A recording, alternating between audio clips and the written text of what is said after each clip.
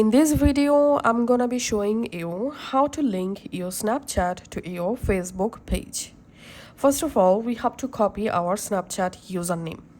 So go to your Snapchat app and tap on your profile photo, tap the settings icon, tap on my account, username, tap on your username, tap on continue.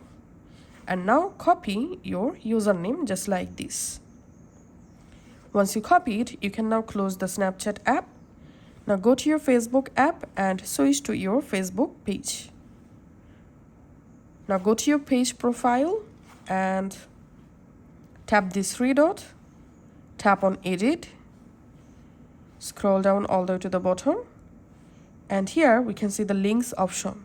Tap on add next to links, tap on add new link, and from this platform list we have to select Snapchat.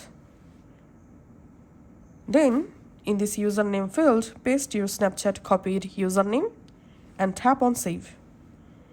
And that's it. We can see the Snapchat successfully linked with my page. If you want to change your Snapchat account privacy, you can just tap here and you can change your privacy from here. Now I'm going to my page and tapping on view as, and we can see the Snapchat is now linked with my page. So that's how you can actually do it.